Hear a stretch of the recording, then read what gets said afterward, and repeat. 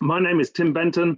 I'm Director of the Energy, Environment and Resources Programme, and welcome you very much to this Global Forum on Forest Governance. Chatham House has been hosting this series of meetings for over 15 years, and we must start off by saying very much thank you to the UK's Department for International Development, DFID, who have supported these events, which have provided a valuable forum for the exchange of experiences and developments in the forest sector.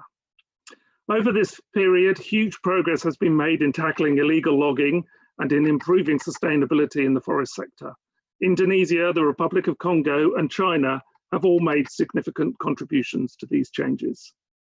This week, we will be exploring how we can build on these efforts and accelerate progress so that forests and the forest sector can help meet global challenges of biodiversity loss and climate change. After this immediate high-level panel, we're hosting 4 further events this week. At 2 p.m. today, UK time, we'll look at international trade and its role in leveraging forest sector reform. Tomorrow, that's Tuesday, at 11 a.m. UK time, we have a session on options for demand-side regulations. On Wednesday at 2 p.m. UK time, a session on forest sector transparency, and on Friday at 11 a.m. UK time, a session on new ideas for the forest sector. So nothing on Thursday this week. We're very much looking forward to rich discussions, and we hope these will feed into national debates as countries prepare for both the biodiversity and the climate COPs in 2021. So today we have a fantastic high-level panel for today's discussion. I will go through the panelists in turn. The detailed biographies should be available on Attendify, the app that you've all been sent a link to. So we're going to hear from the Right Honourable Lord Zach Goldsmith, who is Minister for the Environment for the United Kingdom.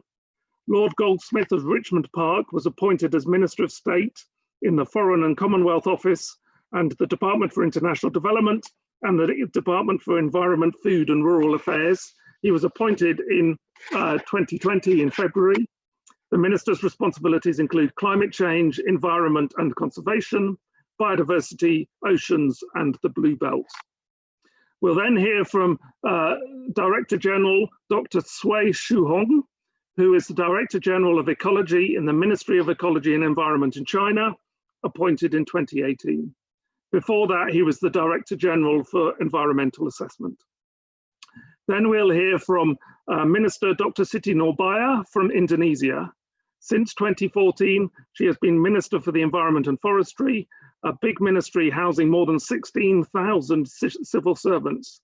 The ministry serves as the focal point for climate change, biodiversity and other environmental issues. And previous to that, she was Secretary General of the Regional Representative Council of the Republic of Indonesia, the Indonesian Senate. She holds a PhD in environmental science. We then were going to hear from Dr. Rosalie Matondo, Minister of Forest Economy, Sustainable Development and Environment for the Republic of Congo. She was appointed in 2016 as the first woman to have held this post. Unfortunately, she is not very well today, and her presentation will be given by the Head of Department, Pierre Tati. And then our final speaker this morning is Professor Zhong Jianping, who is Director General, Center for Regional Economic Cooperation, and also Director General for the Institute for Western Asia and Africa in the Chinese Academy of International Trade and Economic Cooperation, an affiliated institute to MOFCOM, the Ministry of Commerce. He is also the Vice President of China Research Association of Social and Economic Systems and is a professor in economics at Peking University, amongst others. So the way we're going to run this session is that each panelist will have 5 minutes to make their introductory remarks. Following that, I will ask a few questions that we prepared for the panel, and then we will move into a broader discussion. During the broader discussion, we very much welcome your questions. Unfortunately, with Zoom, we can't allow individual questions from people holding the microphone, but the way to ask a question is to use the question and answer button, which is on the bottom of your screen, and type in your question. If there is a question in there that you think is a good question, feel free to like it, and then it gets upvoted. And behind the scenes, people will group questions together and pass the most popular ones on to me to ask the panel. Feel free to enter questions at any time because you're typing them out. You don't have to wait for me to say, has anybody got a question? And the sooner you ask them, the more chance there is for people to look at them and rank them through liking. Just before we start with Lord Goldsmith, a few items of housekeeping. This discussion is on the record. It is not under the Chatham House rule. It will be recorded and may be used in future, and it is also being live streamed. At the moment, we have about 150 people who are listening. There is simultaneous translation into English, French, Spanish, Portuguese, and for today's session into Chinese. If you want to listen to a language other than the one being spoken, the translate menu is also at the bottom of your screen, and go in there and select the language that you want. I've already noted that there is an app called Attendify, which allows people to communicate with each other and to see lots of online material, including the biographies of today's speakers. And finally, please feel free, because this is on the record, to tweet this session under the hashtag #CHForests.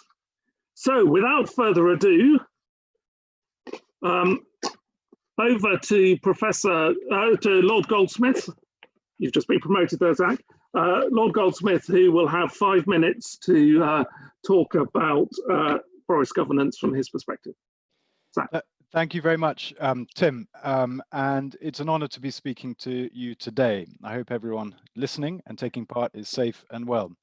Kojo Owusu Afri, known in Ghana as Sir John, very sadly died earlier actually I think at the end of last week, and he would have been joining us to reflect on our very long-standing partnership and on Ghana's approach to combating illegal logging and promoting trade and sustainable forest land use. And I send my condolences to his family, and I'm sure others on the call would join me in doing so.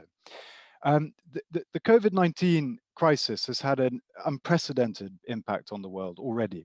It's exposed our vulnerabilities, and it is, I hope, a wake-up call to the consequences of our abusive relationship with the natural world. But terrible though this experience has been for so many people around the world, the brutal truth is that it will be dwarfed by the effects of climate change and environmental degradation unless we act very quickly and decisively. Politicians right now, everywhere, are designing their economic recovery packages. And so far, governments around the world have committed around $9 trillion to the COVID recovery. And how they choose to spend those funds is going to have ramifications for decades. And we have a choice. We can stick with the status quo, bailing out high carbon, environmentally damaging industries and locking in decades of emissions and environmental destruction. Or we can choose to make environmental sustainability and resilience the lens through which we map out our recovery. And you won't be surprised to hear that I favor the latter course. And I'm delighted that the Prime Minister of the UK, Boris Johnson, committed very publicly to, quote, build back better and build back greener. And as COP26 presidents, we'll be making the case at every opportunity for a clean and green recovery. And we're asking other countries to introduce greater ambition in their own nationally determined contributions. And our focus, of course, will be on clean energy, zero emissions, vehicles, finance, adaptation, resilience. But at its core, there will be a major emphasis on nature. And the reason simply is that you cannot tackle climate change without also tackling environmental destruction and vice versa. For example, in addition to providing livelihoods for over 1 billion people and a home to some 80% of the world's terrestrial biodiversity, deforestation is the second biggest source of emissions. We're destroying them at a rate of around 30 football pitches every minute. Now, we're told that nature-based solutions to climate change could provide around a third of the cost-effective climate change mitigation that we need over the next decade, while also helping communities adapt to become more resilient and also helping reverse biodiversity loss. In truth, it's probably much higher than 30%, but despite this huge contribution nature can make in terms of tackling climate change, nature-based solutions attract around 3% of global climate funding, and that makes zero sense. At the end of last year, the British Prime Minister announced that we are doubling our international climate finance to £11.6 billion, which is approximately $14 billion. And even more importantly, we've said that we will be spending much of that new uplift on nature-based solutions. And as co-hosts of the next climate COP, we are going to be asking other countries to do the same. We need protection and restoration of nature to be a core priority globally. But we know it's not all about public money. We need international collaboration and we need structural change. And that means, among other things, looking at the incentives that exist, both public and market incentives. From the Amazon rainforest to the peat swamps of the Cuvette Centrale, we all rely on forest, yet their value currently barely registers. They're worth more dead than alive, and the financial incentives that destroy forest outstrip those in favor of their protection by around 40 to 1. In the UK, we're leading by example in switching our agricultural subsidies away from rewarding destruction towards a system of public money in return for public goods, goods like environmental stewardship. And if you consider that agriculture causes around 80% of the world's deforestation, and that the top 50 food-producing countries spend around $700 billion a year in support for often destructive land use, you only need to imagine the impact if global support of that sort shifted in favor of sustainability. That's more than 5 times the budget of all the world's aid agencies combined. So tackling those incentives is critically important. Now, we've seen some successes in recent years with illegal timber. Much of that has been the consequence of many years of cooperation and partnership between countries, coming together to tackle the illegal trade, promote the responsible and sustainable alternative, and to protect forests. Building on that work, we want to bring consumer and producer countries together at COP26 to address the market drivers of deforestation. Now, we know that in the UK that even while we're getting our own house in order, our environmental footprint extends vastly beyond our shores. The commodities we import alone come with devastating levels of deforestation. So we're determined to clean up our own supply chains and to work directly with other countries, both consumer and producer countries, to deliver change internationally. And I really commend China for taking steps towards excluding illegal forest products from its own gigantic supply chains. If we get it right, we can protect forests and livelihoods in consumer and producer countries around the world. And the government-to-government dialogue that we plan for COP26 will draw very heavily on that work that many of you at this forum have been involved in. Indeed, lessons drawn out at this meeting can help shape our preparations for action at COP26. I invite all countries to join this collaborative effort, and especially so many here today. We're committed to working closely with all of you and with China as host of the all-important CBD COP. And I hope that what we learned today will enrich a government-to-government dialogue at COP26. As countries respond to COVID-19, the decisions we take in the coming months will have impacts for decades. We have all the tools we need for a green, resilient recovery. So it is time to get to work together. Thank you very much. Thank you very much, Lord Goldsmith. Great timekeeping.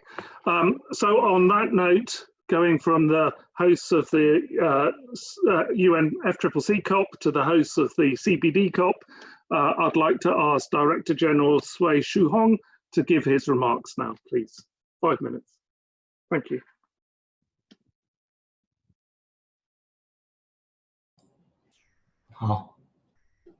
Distinguished Lord Goldsmith, ladies and gentlemen, dear friends, good morning, good afternoon, good evening to you all.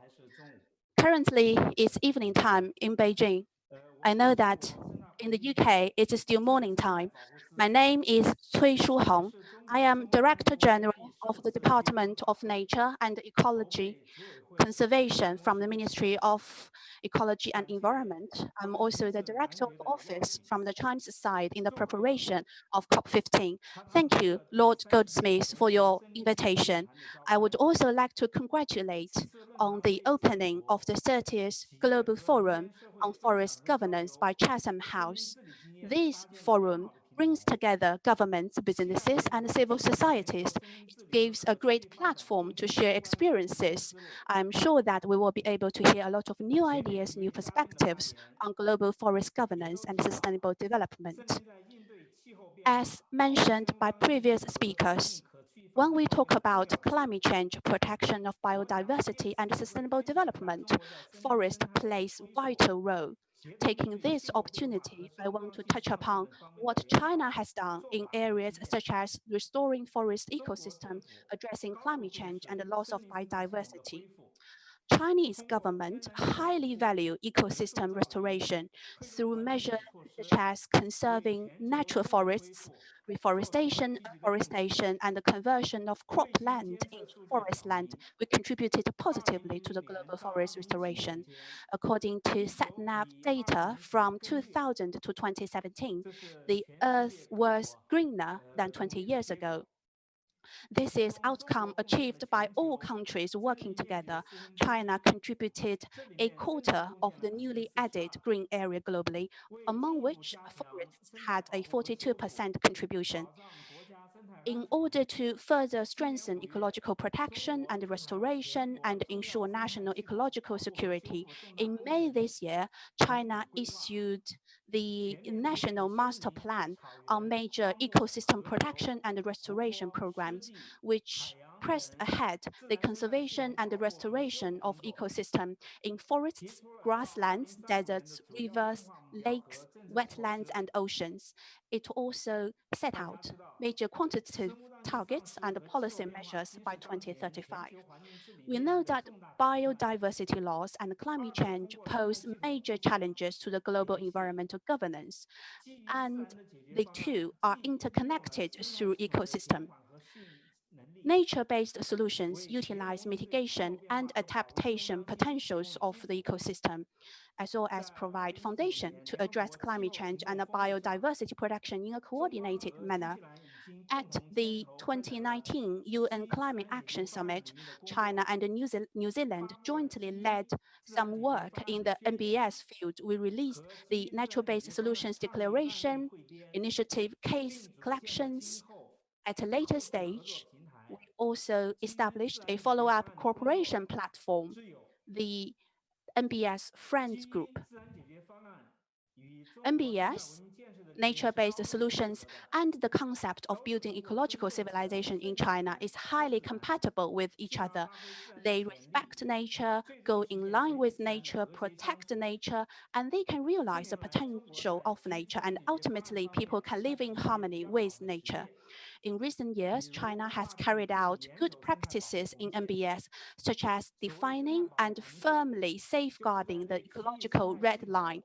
The so-called ecological red line is based on scientific assessment of regional ecosystems. For areas that are extremely important to ecosystems and areas where ecosystems are sensitive and vulnerable, we develop policies to regulate the scope of their protection.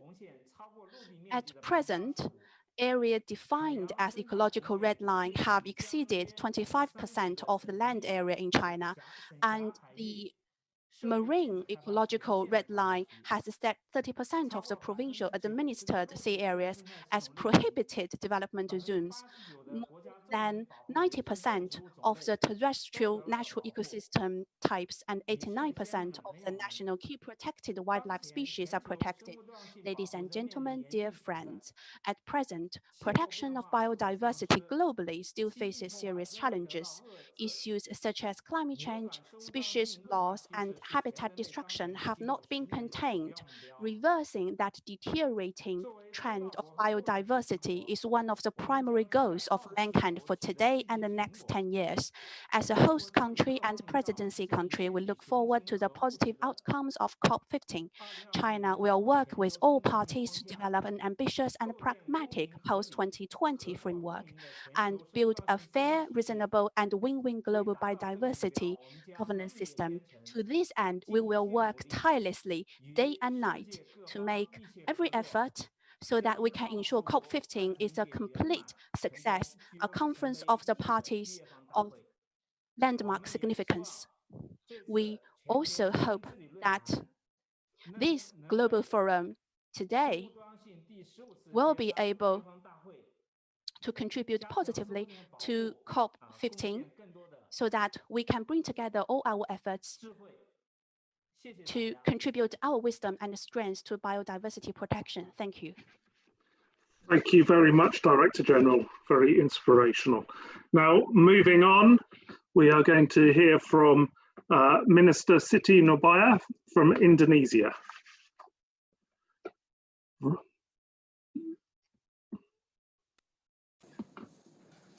Thank you, Professor.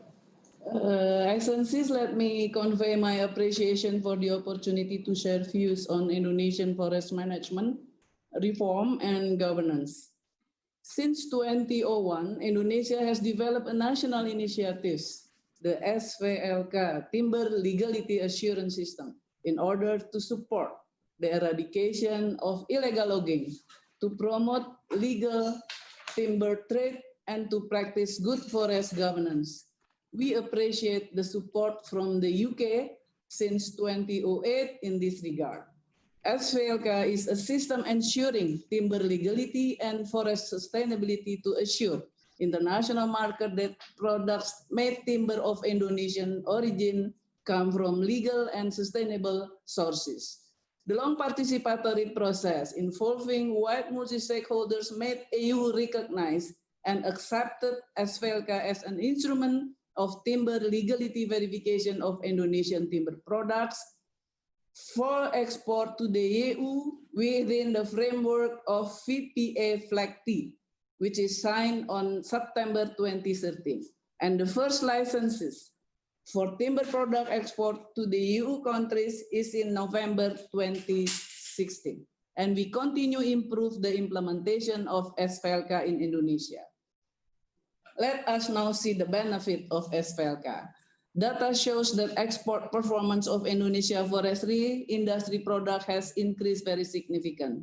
The value of export of certified legal wood product increased from 6 billion in 2013 to almost $12 billion by the end of 2019.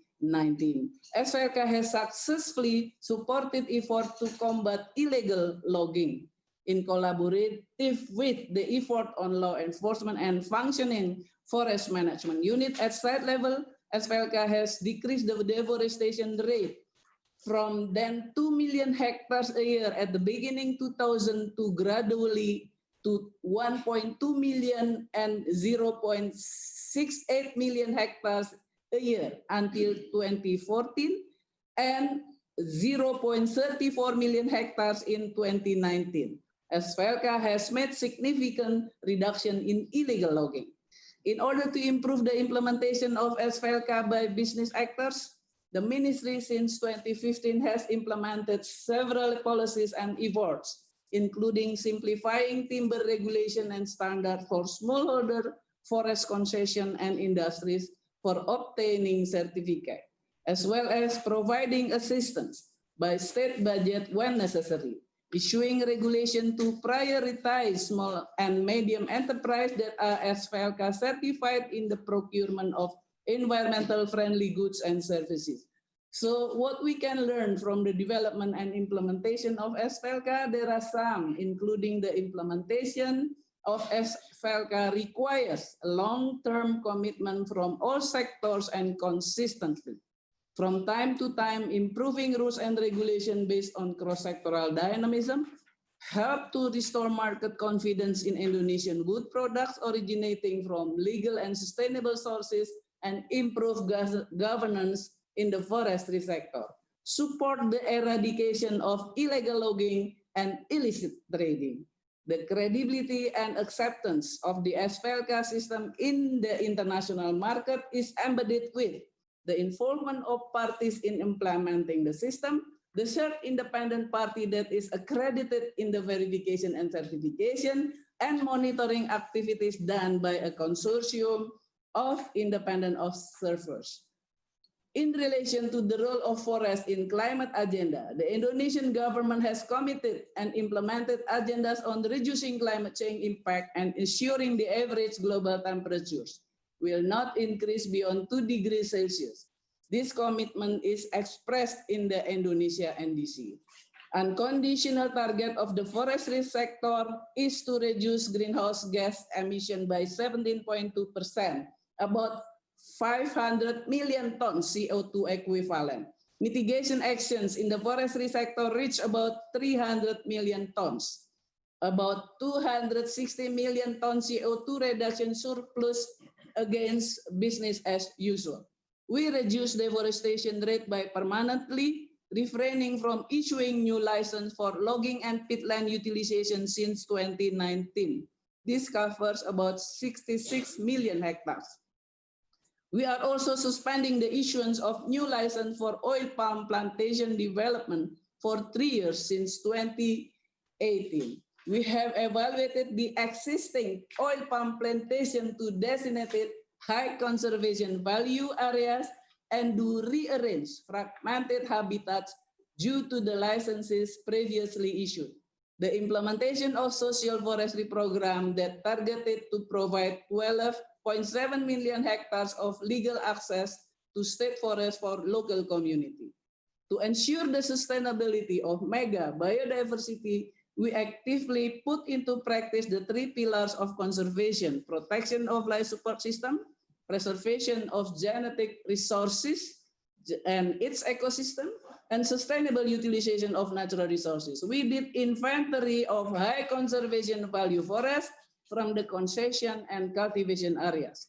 We are also now developing corridors connecting the fragmented habitats to manage meta-population for species survival.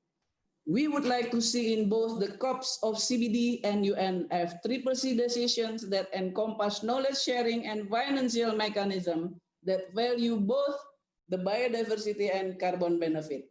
Landscape conservation for carbon emission control, while enhancing species conservation for its survival, would reflect both aspects of biodiversity and climate change. Thank you. Thank you very much indeed. Perfect timekeeping again. And now moving on to Pierre Tati from Congo, if you would like to please give the Minister speech.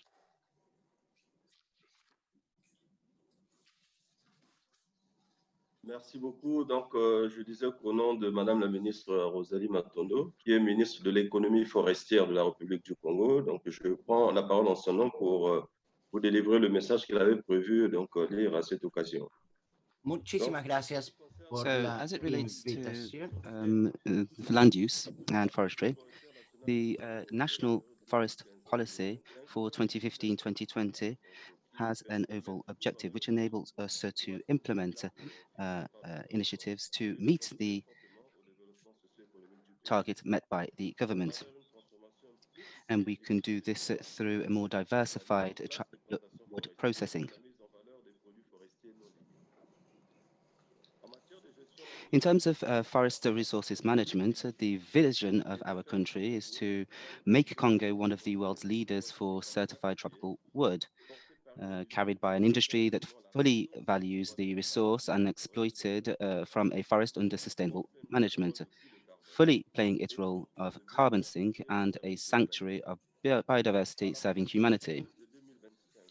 With the 2025 deadline approaching and taking into account national and international developments, the vision for forests and land use would be as follows. By 2060, the Congo's forests, natural and planted, are fully managed, certified and managed sustainably with a view to fighting climate change. These forests support an integrated local industry of wood and non-wood products and a sustainable tourism industry, higher degrees of wood processing, as well as national and international trade in legal and traceable products. They also contribute more to improving the living conditions of rural populations and to increasing forest revenue from innovative tax and carbon transactions.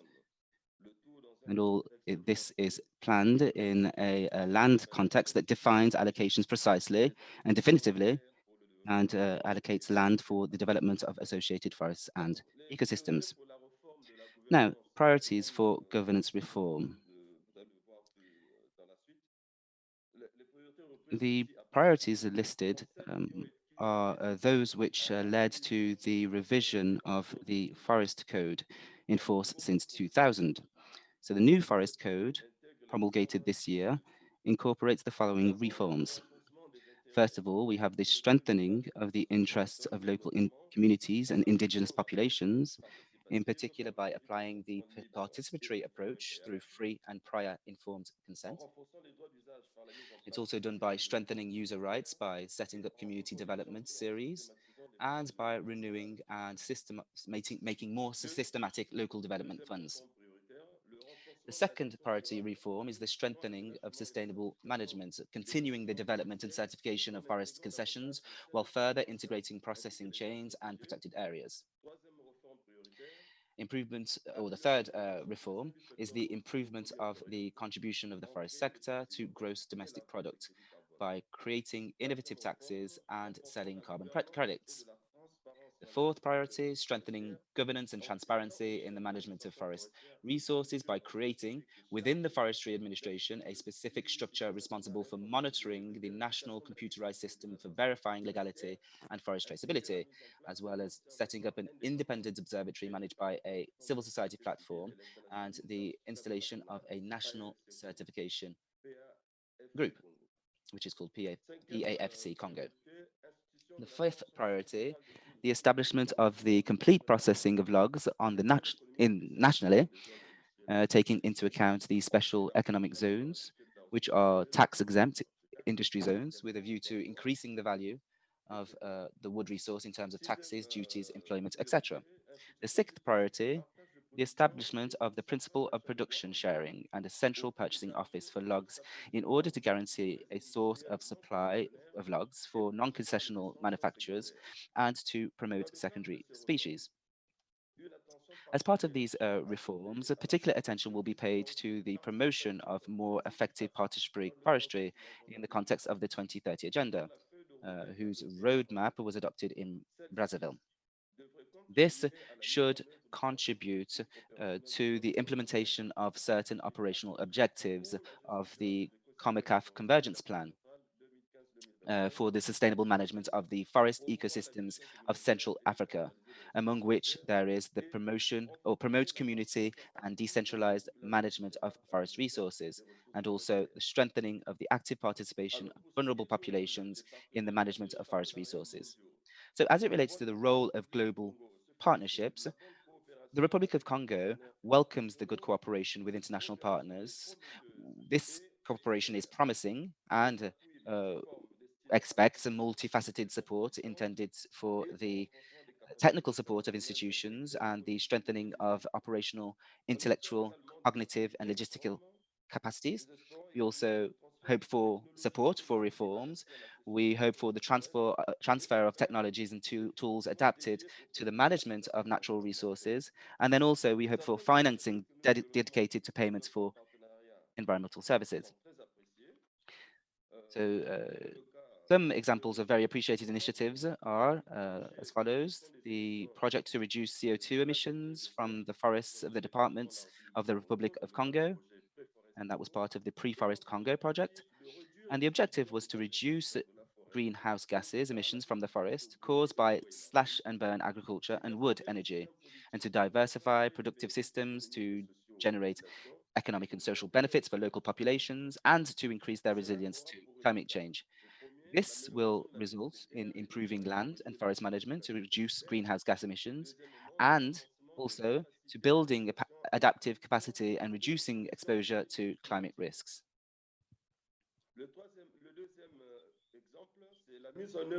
The second example is the deployment of computerized systems that would enable us to fund projects.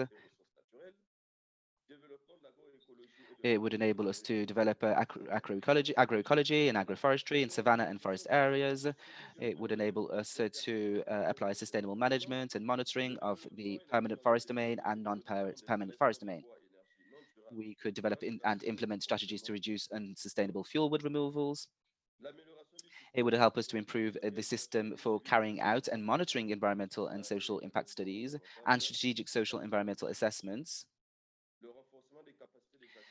It would also enable us to capacity build on non-governmental actors for the implementation and follow-up of the commitments of the letter of intent. The third example is the deployment of the computerized system, as I was saying, for verifying legality and traceability, allowing at the same time the documentation of all of the data of the forest sector. And so the expected outcomes of the 2021 COP on climate, by mobilizing bilateral and multilateral partnerships, it can be expected from the COP 2021 agreements on SFM, aimed at promoting multi-purpose forest plantations with a view to preserving natural forests in the long term. Second expectation, partnerships for substantial and sustained financial support with a view to supporting the ongoing development and certification program, financing afforestation and reforestation operations, and the investment plan of the National REDD+ strategy. And finally, taking more account of forests in enhancing the ambitions of countries who wish to fight against the effects of climate change in the framework of a national determined contributions program, as well as the implementation of the Paris Agreement and nature-based solutions. So that is the message from the Minister to the participants of this meeting. Thank you very much. Thank you very much, Pierre. Thank you for stepping in at the last moment. And now our final high-level panelist is Professor Xiong, Director General from MOFCOM. Over to you, sir.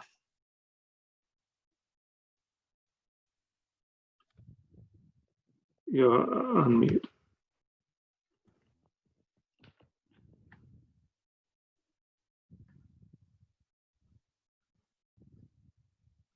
You're still muted. 您还是静音状态。OK。您还是。好，大家好，我概要讲3个观点。 Good afternoon, everyone. I'll be very brief about 3 points. The first point is in the era of globalization, forest governance is a systematic and complicated project system. Especially when we look at the supply chain and value chain connection in a globalized world, global forest governance faced with uphill tasks, and it will last a long time. It has a long way to go. We have noticed that many developing countries feel it's important to grow their economy, and during that development, they have to develop and explore forest products.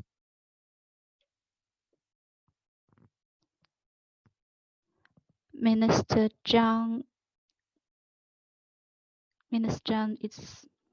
is offline. This is from the interpreter. Interpreter, please, could you ask him to switch off his video and go to audio only?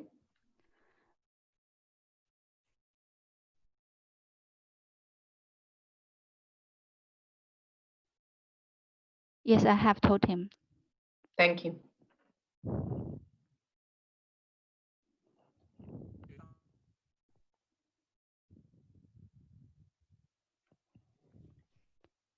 Minister, try speaking now.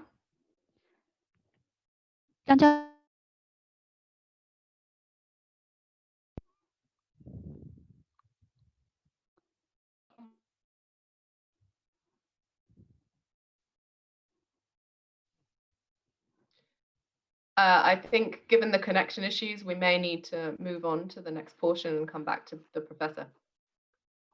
Yep, I would suggest let's move on to the questions and see whether or not he can sort out his connectivity. Can somebody translate that to him behind the scenes? Thank you. Right, so sorry about this mix-up. It's kind of inevitable in this day and age that sometimes the technology will go wrong.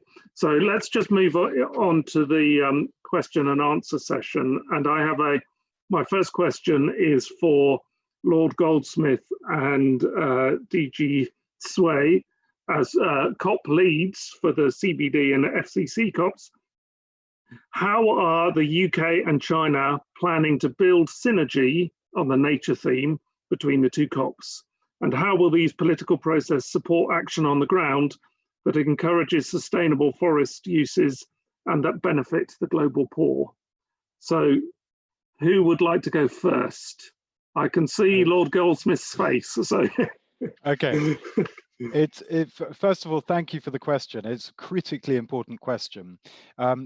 There's no doubt that in order to tackle climate change, you need to invest in restoring and protecting nature on a massive scale. There is no path to net zero, for instance, without a huge emphasis on nature. You can't do one without the other. And the second point to make is that good solutions, sound solutions to climate change will contribute to the objectives of the CBD COP that our friends in China are convening and hosting.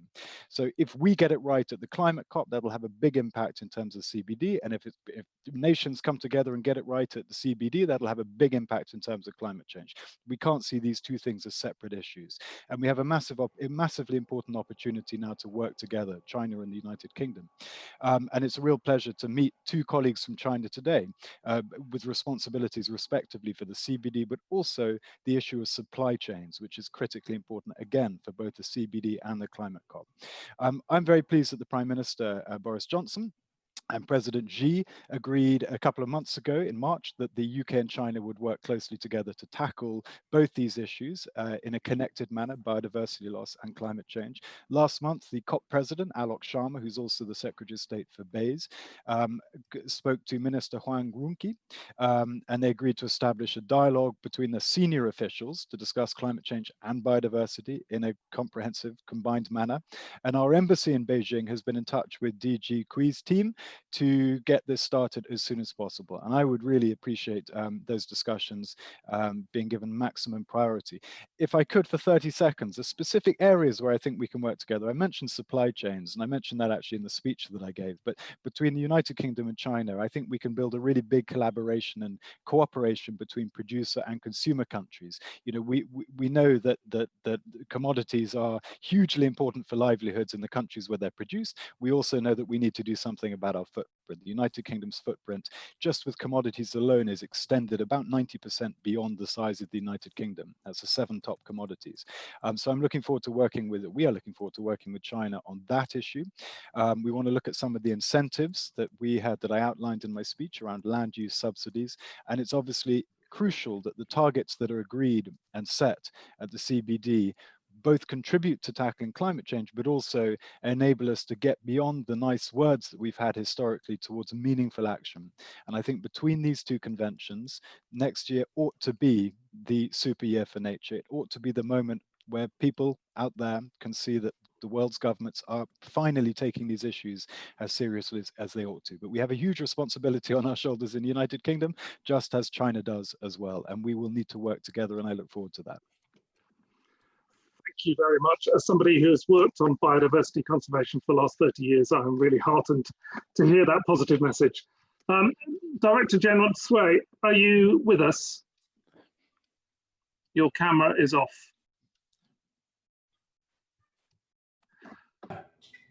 Did you hear the question? 那个，您再重复一下您的问题。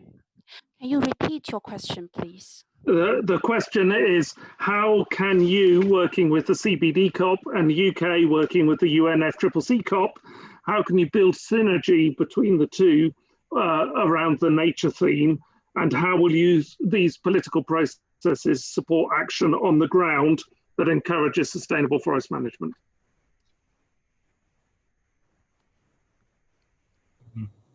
Mm. 好的，这是一个非常好的问题。 Thank you. This is a great question.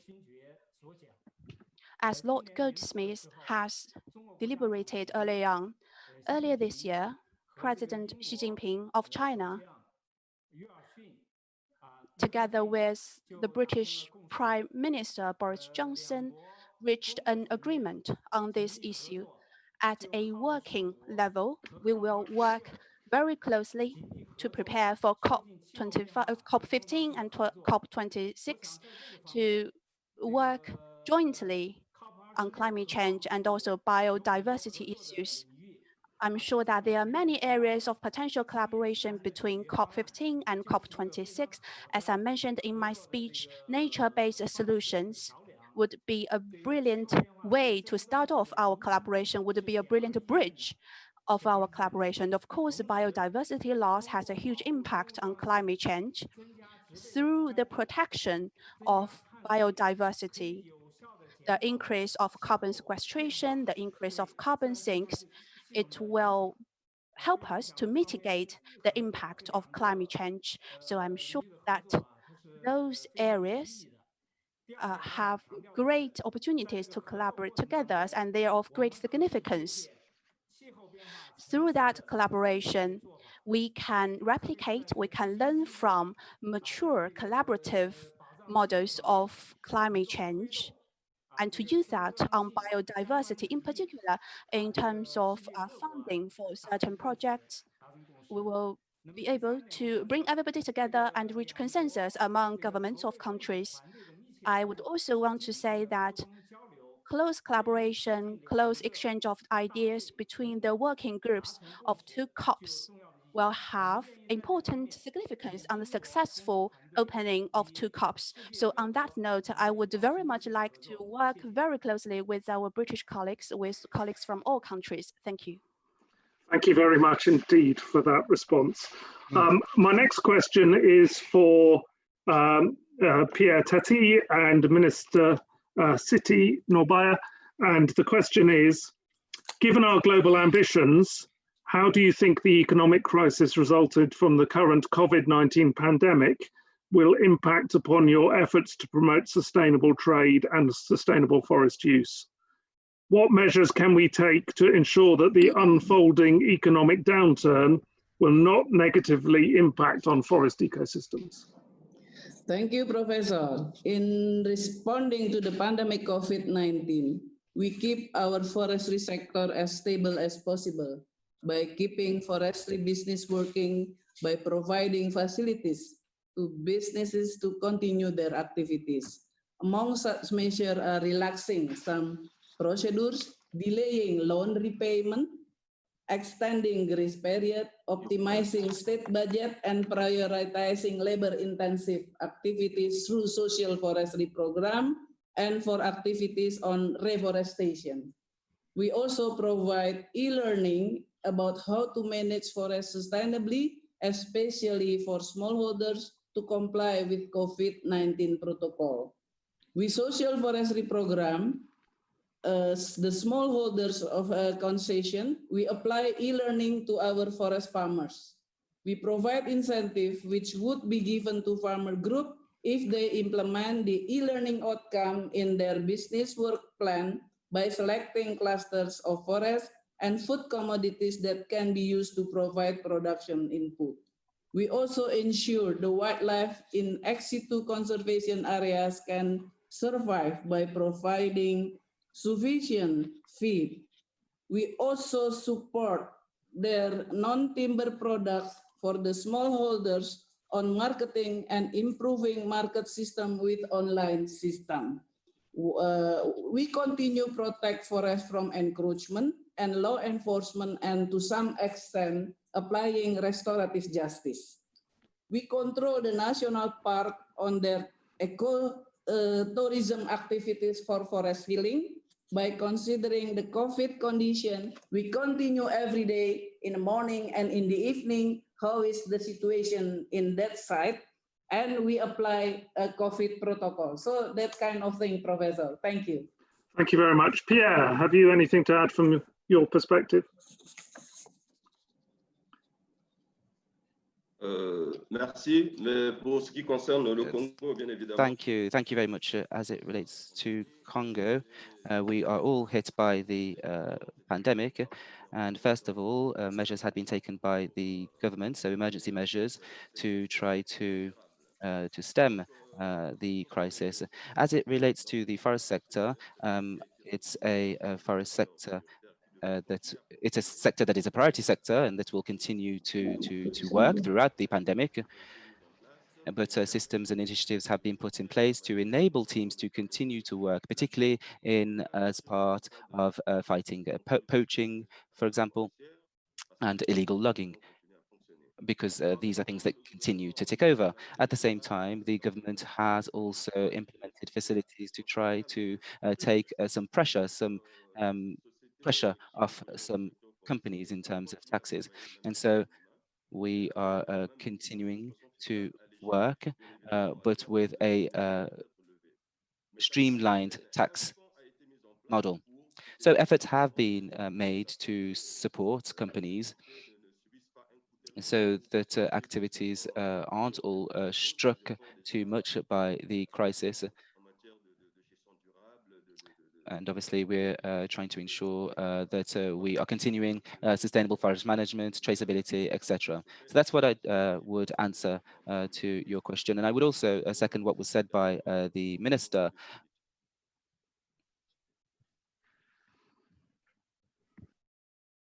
Thank you very much indeed.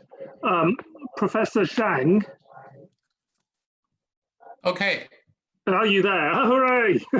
Do you want to start again with your speech, because you were cut off very early on in that? 对，请您启用我的摄像头，请主持人启用我的摄像头。Can you hear me? Do you turn on my camera, please? 可以听到吗？ Can everyone hear me?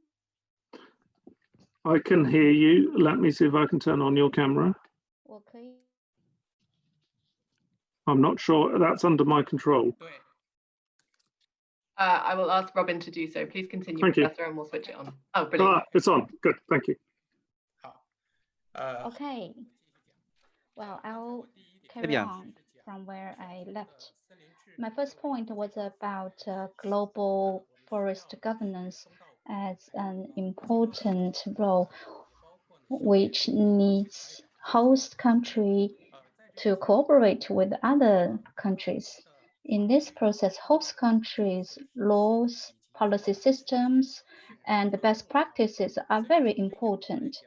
Therefore, from this point of view, in recent years, as the Forest Product International Trade Center, as someone from this center, we have worked with forest administrations closely and did a lot of work on log verification and certification, and we have carried a lot of work in certification of logging, and this is an important direction in the future for us. My next point is for us to achieve the targets of climate change and to protect biodiversity. This requires countries from around the world to understand each other and to respect each other's developmental objectives. In this regard, I highly appreciate many countries in Europe, including the UK's practice. They have valued the Paris Agreement and implementing the CBD implementation, and especially with the conference held in China, we'll see significant progress. And China has done a lot in this regard. Talking about myself, I was trained in Beijing University on ecology, and my tutor, my supervisor was Professor Chen Changyu. He was the first scholar in China working with the Ministry of Ecology to implement the practices of environmental protection, and he played a vital role in making China joining the CBD negotiations. Unfortunately, he passed away this spring, but as his former student, I personally feel very privileged to continue his work in this field and to build up his heritage. So this is the one field I'd like to touch on. What I'd like to stress here is when we talk about protection of biodiversity and sustainable forestry, actually, the importing country and the consumer countries are both important. Especially China has become more and more important importer of forest products and timber products. That's why we have worked with a lot of production countries and exporting countries on green forestry products about the standards, certification, best practice manufacturing of such products. We are doing what we can to offer technological support and assistance. Actually, in this field, we have academy which admit many students from African countries, including government officials and technical experts. We provide training for them in this academy. And myself, I have been closely involved in sustainable forestry management. So in the future, we'll provide continuous support like this to African countries.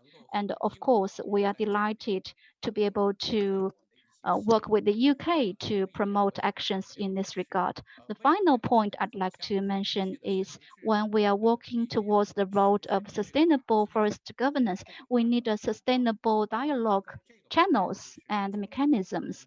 In this area, China is working on ecological civilization development, especially with the Belt and Road Initiative.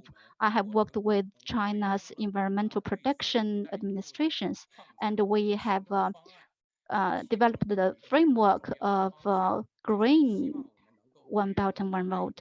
And one element of that element is around climate change. How can countries carry out far-reaching and wide international cooperations, especially how can we help developing countries and less capable countries to have enough funding and technologies and talents to do that. In this area, I worked with the CAS, a team from CAS to carry out studies. I have personally been an LDG lead about country progress. I was impressed with the effort made by China. Actually, China made much more effort in this regard than ASCAD. So when we are working towards the objective of SDG, it's my hope that China can work with many developing countries further so that we can fulfill our 2030 objectives in time, including sustainable governance of forest and how we can better use land. We need to continue our study in this regards and need to perfect our policies and to share best practices. So this is what I'd like to share. Thank you for your attention. Unmute. Thank you very much, Professor Zhang. Great presentation under difficult circumstances. We are now in the last 25 minutes or so moving into general discussion, question and answers from the floor. We are getting lots and lots and lots of questions, and I'm trying in my mind to kind of group some of them together. So let me just start off, and I think this is the sort of question that is relevant to every single country represented, whether from an exporting timber perspective or an importing timber perspective. And the question is, what is the best way of ensuring sustainable forest management? Is it through a commodity based approach, through trade agreements?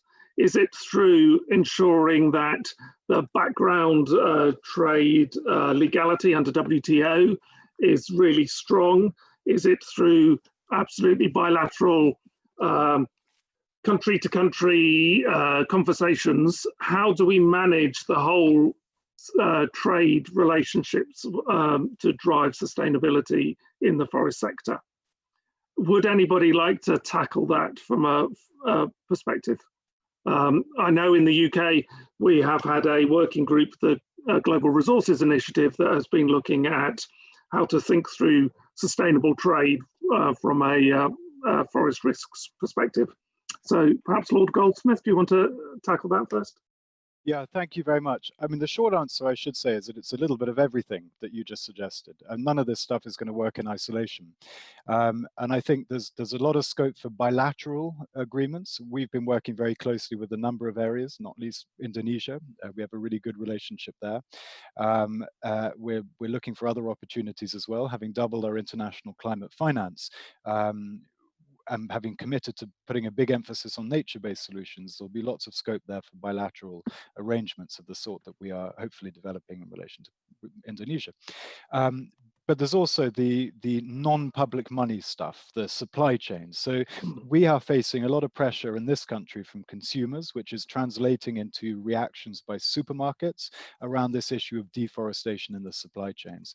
The previous Secretary of State for Department for Environment commissioned the Global Resource Institute to come up with a review, and its headline recommendation, one among many, is that it provides ideas for various mechanisms for removing deforestation from our supply chains. That at the surface, it's absolutely the right thing to do. The government is looking with great interest and will be responding formally soon. But we don't believe it's possible to deliver a mechanism of that sort without collaboration. We recognize that commodities are hugely important for the countries that produce them, but we also are committed to reducing our ecological footprint. So we are going to tackle deforestation in our supply chains, but we will do so through partnerships, and we'll do so through engagement with the key producer countries. My view is that it's a win-win situation for countries that can move further towards genuine sustainable production of commodities and removing deforestation from their own production systems. Those countries will have better market access to countries where consumers put an increasing value on ecological footprint. So for me, if this is handled well and handled properly, my view is that this is a really good thing for the producer countries, and it's a really good thing for the consumer countries. And fundamentally, we don't really have a choice, because if trends continue, we will see the continued destruction of extraordinarily important habitat around the world, with repercussions for biodiversity, for things like water and food production, rainfall, but also climate change, which is the greatest threat we face. So one way or another, we have to learn to live within our means, and that means land use has to change. We have to change the way we manage land. I'll make one final point, if I could, really quick, and just to repeat this, there needs to be a greater focus on the incentives. We have, there's a lot of movement around the world around the idea of tackling fossil fuel subsidies, and that's a great thing, but there's very little discussion about the land use subsidies, but they're huge, $700 billion a year, the top 50 food producing countries. If you even shifted a fraction of that towards sustainable land use, that would have a massive impact. So I really hope more and more countries will join us in the run up to the CBD and COP, and that we could form a partnership of the willing, countries that are really ambitious and wanting to get to grips with what is a very complex issue, but critically important. Thank you very much, Lord Goldsmith. Professor Zhang, do you have anything to add on how to leverage the rules of international trade for good forest management?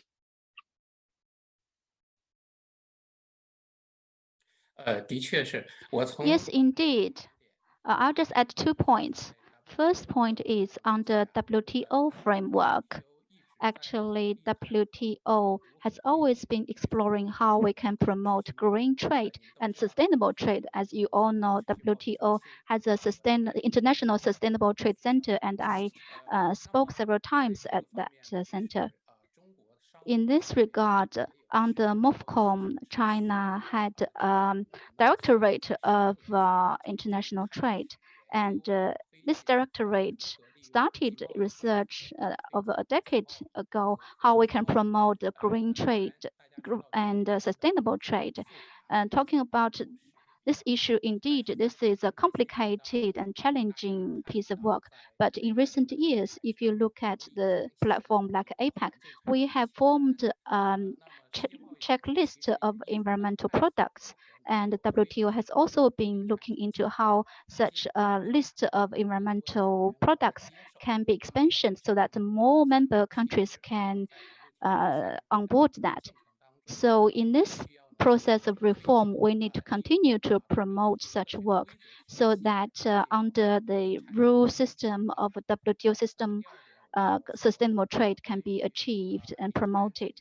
My second point is about growing standards and certification of sustainable foreign products. This is also a very complex system. This including compulsory standard systems of host countries, but also some widely recognized systems or voluntary systems, or we call VES. As you can see, systems like FSC has been very well known across the world, and China has made significant progress as well in this regard. So under such headlines, I think between the state and the market, there are a lot of room to be explored. And so if we can do more about green forest products certification, so that such products can enjoy greater market share, we're one step closer to these objectives. Thank you to the chair. Thank you very much, Professor Zhang. From the point of view of forest product exporters, Indonesia and Congo, is there anything you would like to add about how best to stimulate, incentivize green trade in forest products? Thank you, Professor Benton. If we learn deeply on SVLK, that is actually regarding the legality. So this legality assurance is very important. In Indonesia, this is more complex and come up to the governance. Forest governance is, I think, the ultimate that we recognize for that. So also in tackling, let's say, in analyzing the palm oil problems in Indonesia, as FELCA, the timber legality is also our reference. So the main point is the legality assurance, the governance, which is reflecting, let's say, for the government, licensing is an instrument for the controlling. And the activities reflecting also what is the incentive to be given, let's say carbon pricing, etc., etc. So this kind of thing. The other thing on this governance aspect, including our own relation to the legality assurance is participatory. So in forest, community participation is very important because this is waking up the community, let's say, participation and community awareness. This kind of thing, Professor. Thank you. Thank you very much. Congo, Pierre. Je pense que mes prédécesseurs ont été assez éloquents sur la question pour dire que ça ne peut pas être une solution, c'est plutôt une somme de petites solutions techniques, politiques, etc., de gouvernance qui pourront aider effectivement à résoudre cette question de gestion durable. Mais si je peux me permettre juste sur un ou deux détails, c'est de dire qu'il va falloir quand même effectivement regarder du côté du commerce international du bois, parce que ce que nous remarquons pour le cas de nos pays, c'est que c'est un commerce qui se focalise sur un nombre d'essences assez réduit, donc une dizaine d'essences, de sorte que la multitude, disons la trentaine, sinon 60 d'essences qu'on peut couper. So we have about 100 species that can be logged, but the rest are left untouched. So we are going very fast. We're consuming lots of spaces, which means that the management is very difficult. Second point. So we're talking about the first aspect, but the number of exploited and logged species is increasing. So the buyers should change their consuming habits and could maybe focus on other species. And that's another important point. We need to focus on wood and logs transformation and processing as well. Of course, we have a very low income, 30%, 40%, so we have a lot of waste. However, if we could go further and recuperate some of this matter, we can increase our revenues, and this would help managing our other species in a better and more sustainable way. Thank you very much, sir. I now have a question from Yimin Yi for Professor Zhang, I guess. This is particularly about imported timber to China. According to some analyses, illegal logging and deforestation are very important, supplying 80% of your tropical timber imports to China. How will the Ministry of Ecology and Environment of China play a role in preventing illegal timber imports?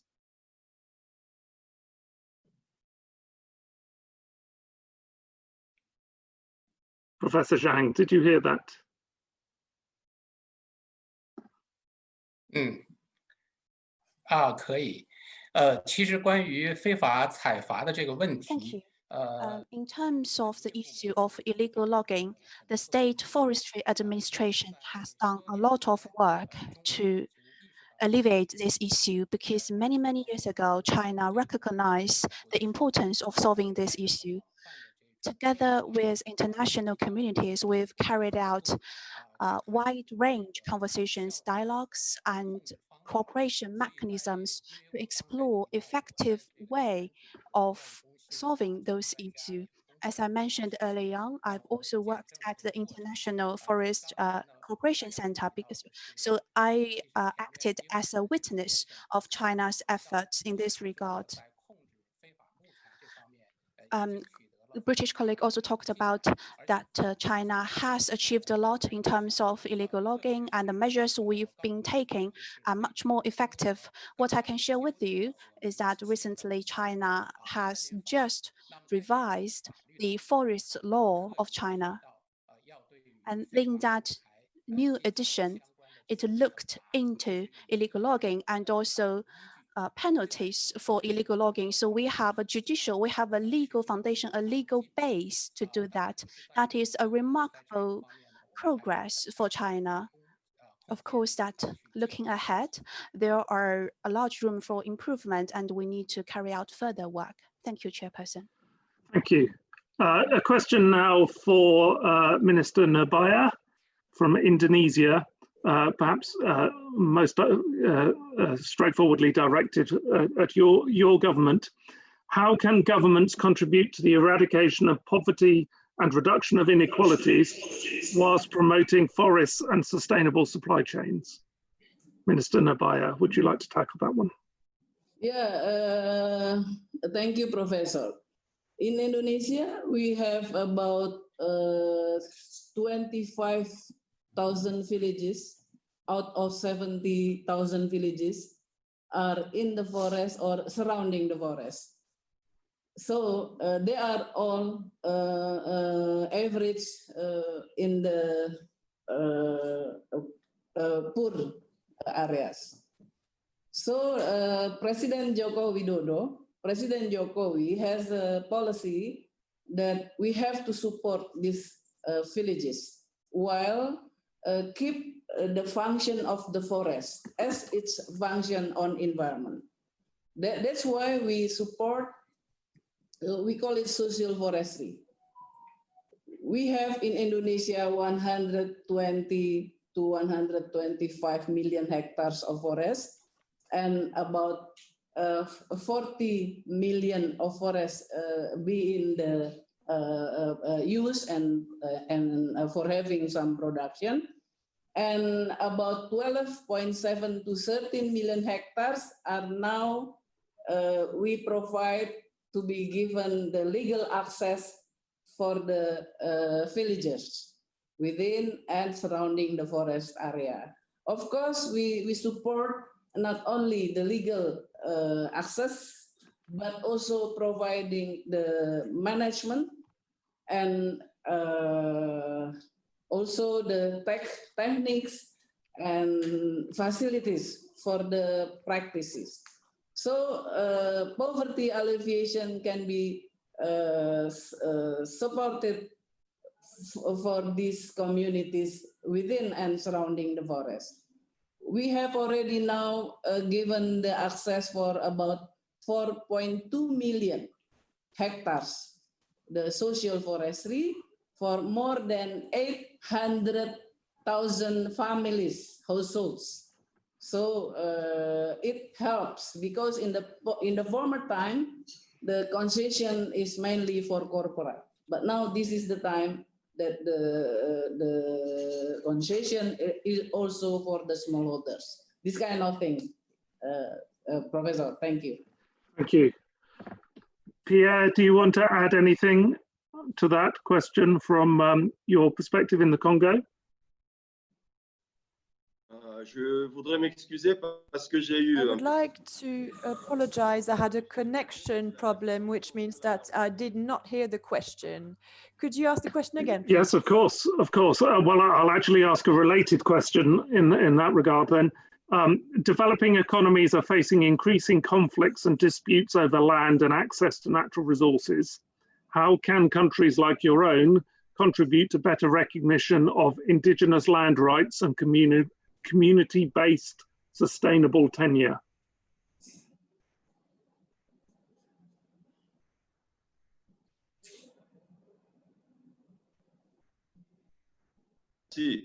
D'abord, il faut dire qu'au Congo, first of all, in the Congo, we have a law which guarantees some rights to the indigenous peoples. It has been adopted. So within this law, we say that some spaces are reserved, of course, forest spaces or areas. So they are protected, and these populations can use them for their well-being. However, as I was telling you earlier in the minister's speech, in our reforms, we went a bit further to guarantee the right of use, specifically regarding, well, how shall I put it? We've strengthened some community development initiatives.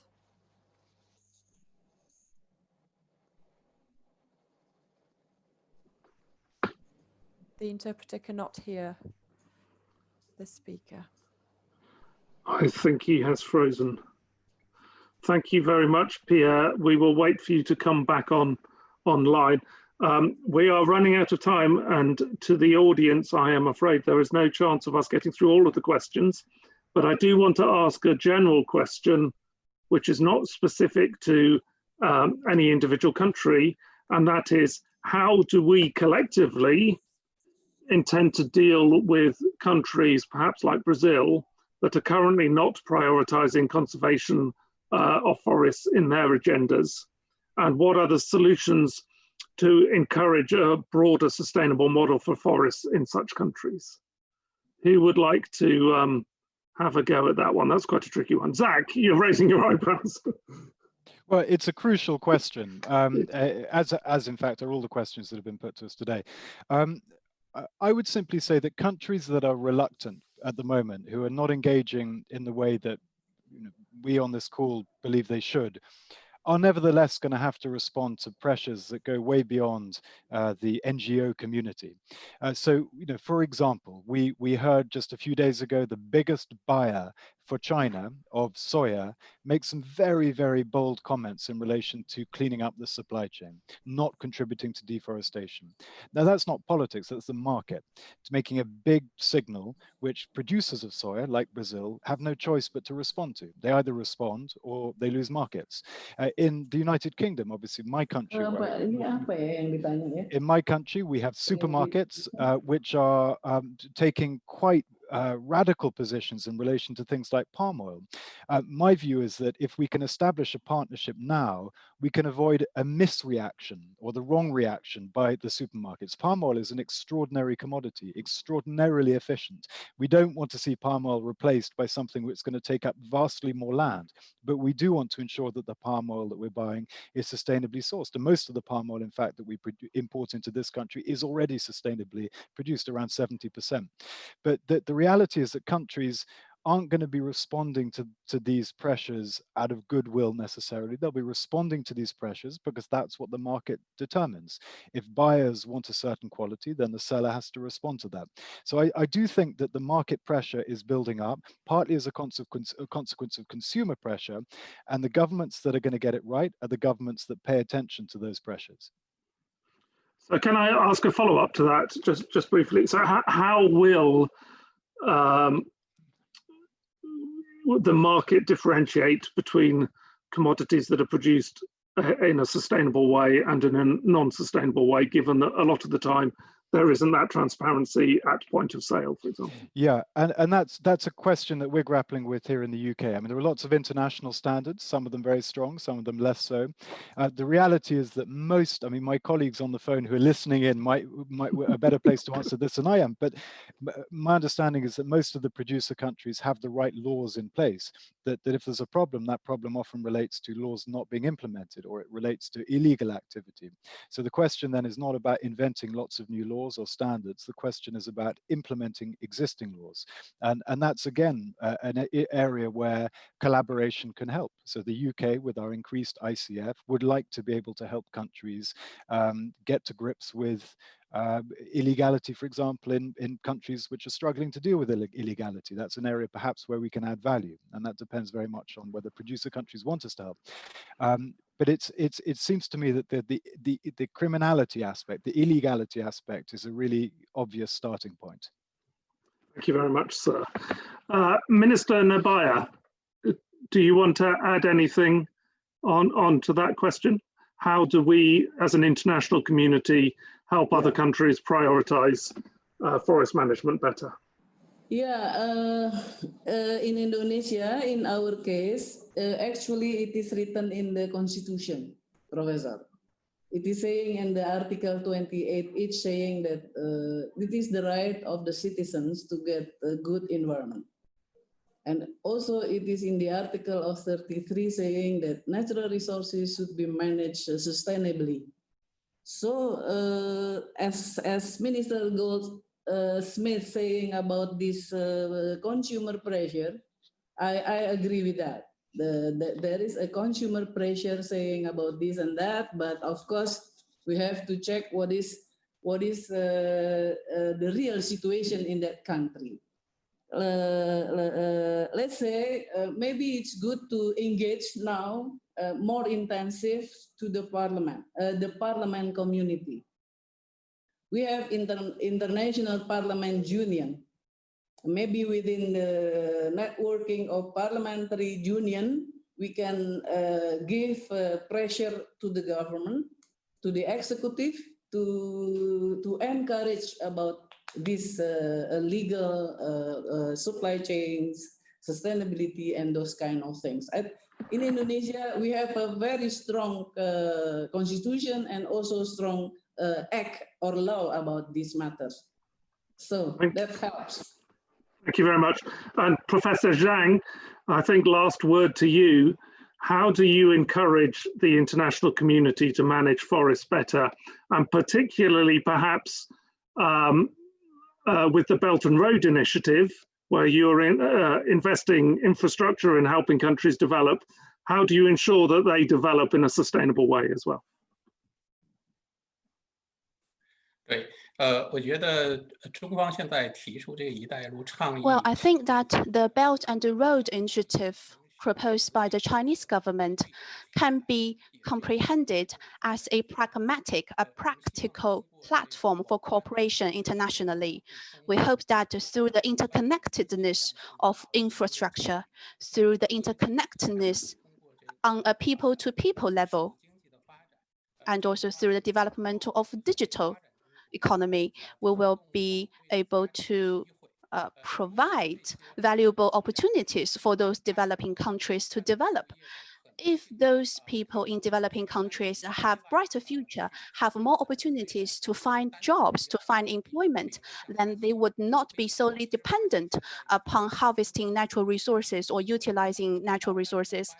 Brazil has been a middle-income country for many years, but they still heavily rely upon commodities and also the natural environment and natural resources. So if we were able to find new ways of encouraging employment, encouraging jobs, then perhaps we will be able to provide a better livelihood, a better income for those local people, then the pressure on natural resources would be alleviated. So I think that the COP15 meeting next year, and also the climate change COP meeting next year under the Belt and Road Initiative, and through our common effort, we will be able to promote countries to better manage forest resources. Thank you, Chairperson. Thank you very much, everybody. I am very sad to say that we are coming out of time now, so just a few thank yous at the end. Obviously, thank you incredibly to our very rich discussion to the panelists. Thank you to the 150 or so people who have tuned in to listen. Thank you to the 30 odd people who wrote questions, and I'm very sorry we didn't have a chance to ask them all off the panel. Thank you very much to the team of interpreters behind the scenes, the AV people, and coping with, I know what it's like, coping with issues when people drop off. Very much thank you to Mr. Pierre Tati for stepping in for his minister at the last moment. And thank you everybody for taking part. I can't say safe journeys because you're all back in your home countries, but thank you very much. And I hope you tune in for other sessions during this week of the Forest Forum. Goodbye, everybody. Thank you very much. Thank you.